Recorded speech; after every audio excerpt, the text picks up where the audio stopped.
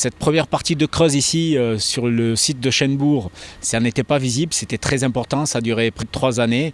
Mais on voit qu'en 3 mois, on voit tout de suite la gare sortir de terre, alors que pendant 3 années, on ne voyait que des grues.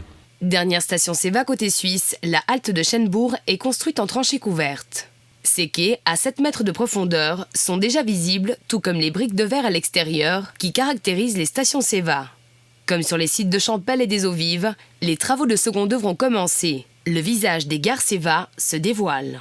Une fois cette phase de gros œuvre de génie civil terminée, nous avons attaqué cette phase de seconde œuvre dans laquelle nous nous situons maintenant.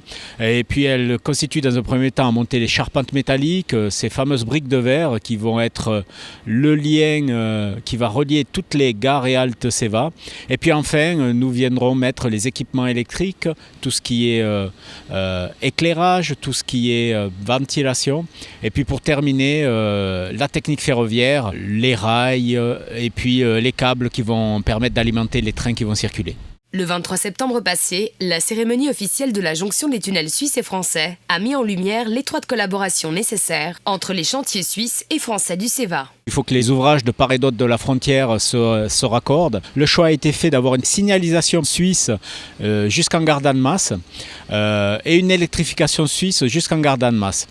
Ensuite, il y a une communication qui se fait entre les systèmes d'enclenchement de la Gardanne-Masse et les systèmes d'enclenchement sur sol suisse pour permettre aux trains de circuler et que les signalisations fonctionnent correctement. La deuxième phase serait certainement tout ce qui a trait à la sécurité des ouvrages, la sécurité pour les interventions, et ça c'est une collaboration qui bat son plein maintenant. Autre caractéristique transfrontalière du site de Chênebourg, sa voie verte. Là on aura une voie de circulation pour les cyclistes mais aussi pour les piétons qui se fera au-delà de la frontière, puisqu'elle va se poursuivre sur territoire français et qui partira depuis la gare des Eaux-Vives. Donc c'est près de 4 km de voies de mobilité douce qui vont être mises à disposition du Grand Genève, de tous les Genevois et de tous les habitants de cette zone. Nous espérons commencer les travaux d'ici la fin de cette année et avoir une mise en service à la fin de l'année prochaine, ce qui en fait constituera la première mise en service Seva en quelque sorte.